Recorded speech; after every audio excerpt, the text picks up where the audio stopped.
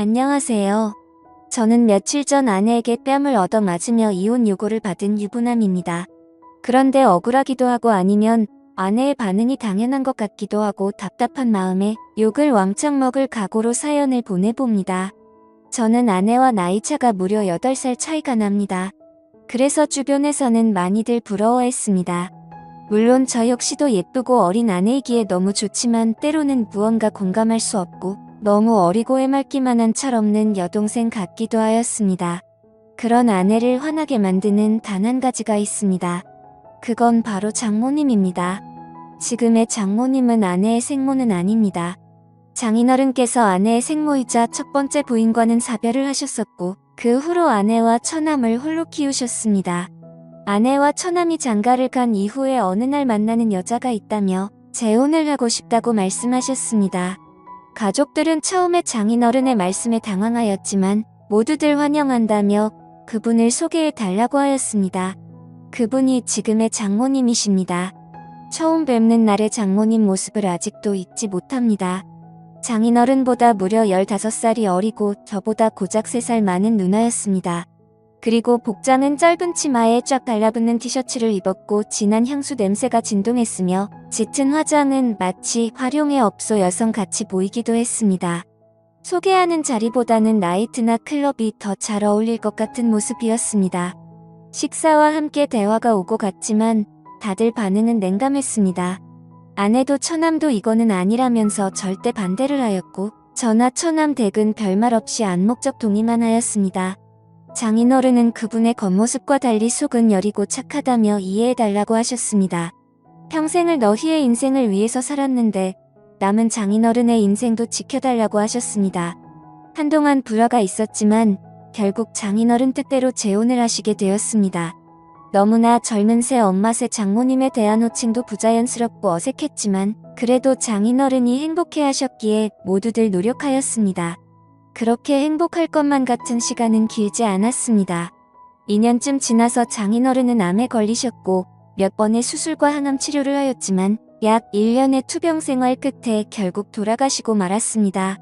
아내는 젊은 장모님이 장인어른의 나이나 건강 상태를 고려하지 않은 채 무리하게 여행도 다니고 밤늦게 데이트도 다니고 술도 같이 많이 마시면서 일찍 돌아가시게 된 거라며 원방하였습니다. 제가 봐도 장인어른께서 12년 사이에 많이 수척해지신 것 같았습니다. 그러니 아내는 더욱 장모님을 원망하였고 장인어른이 계실 때에도 가족들과 장모님 사이에는 분명 안 보이는 벽이 있었습니다. 결국 모든 가족들의 원망과 화살은 장모님께 쏠렸습니다. 장인어른은 이렇게 될 것을 미리 예상하셨던 것 같습니다. 어느 날 평소와 다름없이 낮에 시간이 나서 병원에 들렀습니다. 병원비를 결제하고 병실에 올라갔더니 장인어른 혼자 계셨고 조용히 할 말이 있다며 바람 쐬러 나가자고 하셨습니다. 맞사위였던 저는 그 전에 장인어른과 소주 한 잔씩 하면서 말동무를 해드리고 하였습니다. 많이 답답하고 힘드시지 하면서 장인어른께 말씀을 드렸습니다. 한참을 고민하시면서 혹시라도 자기가 죽게 된다면 아주 가끔이라도 장모 찾아뵙고 안부라도 물어주면 안 되려고 하시는 것이었습니다. 그러시면서 장모도 많이 외로운 사람이라며 부탁한다고 하셨습니다. 저는 마지막 당부 같은 걸 하시는 장인어른께 빨리 쾌차하셔서 집으로 가시면 장모님께도 더 잘하고 처갓집에 더 자주 찾아뵙겠다고 하였습니다. 자네만 믿는다며 저한테 여러 번 부탁을 하셨습니다. 그 뒤로 장례가 끝나고 어느 정도 시간이 지날 때쯤 장모님께 전화를 드렸습니다. 집에 그냥 계신다고 하셨습니다. 퇴근하고 과일 및 고기 등 이것저것 싸서 처갓집에 들렀습니다. 아내 보고 같이 가자고 하면 불같이 화를 내며 안 갈 것이 뻔하기에 퇴근길에 혼자 갔습니다. 장모님께서 말을 안 한지 사람을 안 만난 지 며칠이 지났는지 모르겠다며 반갑다고 하셨습니다. 장모님도 많이 수척해지시고 예전과 달리 얼굴에 그늘이 가득했습니다. 장모님의 이런저런 넋두리와 저녁 식사를 마치고 다음에 또 오겠다고 인사를 드린 후 나왔습니다. 배우자 중 누가 먼저 돌아가시면 3년은 많이 힘들단 얘기를 들은 적이 있습니다.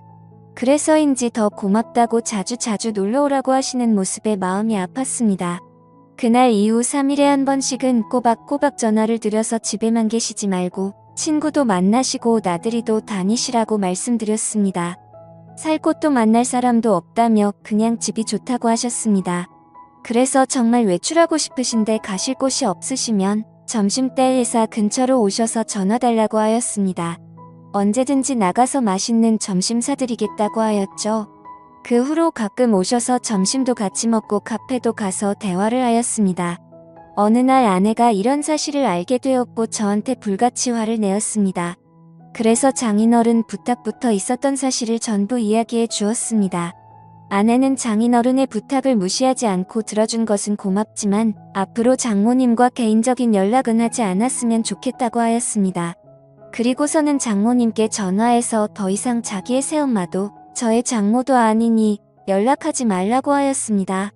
이 사실은 처남에게도 알렸습니다. 처남도 아내에게 그 정도까지는 할 필요 있냐며 심한 거 아니냐고 하였지만 아내는 확고했습니다.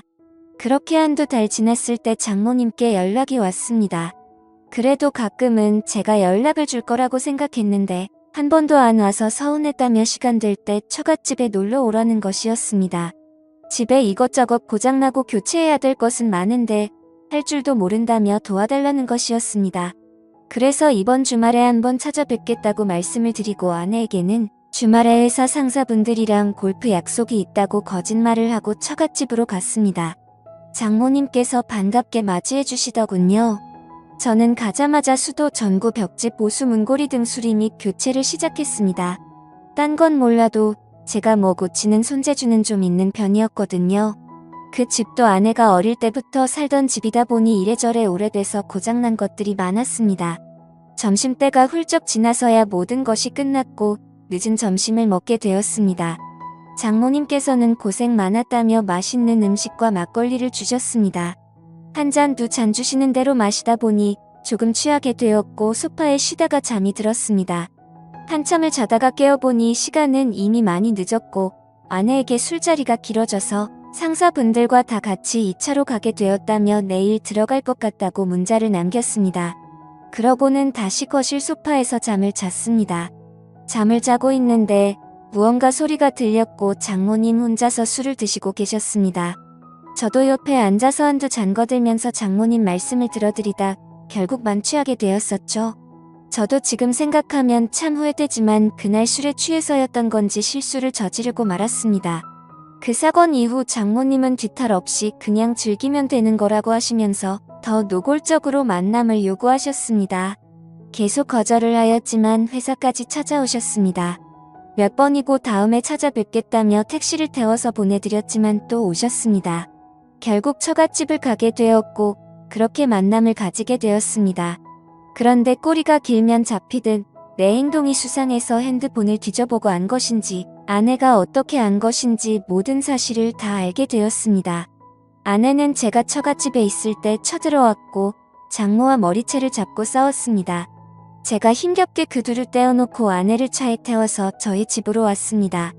오는 길에 장모와 아내는 전화로 싸웠고 그 와중에 장모의 이야기를 듣게 되었죠.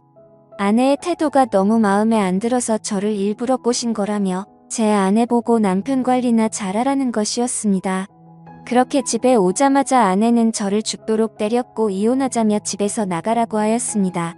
그렇게 집에서 쫓겨나서 회사 근처 고시원에서 생활한 지 2주가 되었습니다. 한 번의 실수에서 멈추지 못한 점, 계속되는 만남의 요구를 거절하지 못한 점, 만남을 가진 점, 아내의 신뢰와 믿음을 저버린 점 등 제 잘못이 많은 것을 잘 알고 있습니다. 하지만 장모님의 그런 악의적인 의도로 벌어진 일들이라는 것이 억울하기도 합니다. 어떻게 보면 저도 당한 경우인데 아내는 무조건 이혼을 요구하고 저는 어떻게 해야 할까요? 용서받고 앞으로 아무 일 없었던 듯이 함께 살 수는 있을까요? 앞으로 어떻게 하는 게 나을지 인생 선배님들께서 말씀 좀 해주시기 바랍니다. 지금까지 읽어주신 모든 분들 감사합니다. 구독과 좋아요, 알림 설정 눌러주시고 다양한 사연 또 들으러 와주세요. 그럼 모두들 행복한 하루 보내세요. 감사합니다.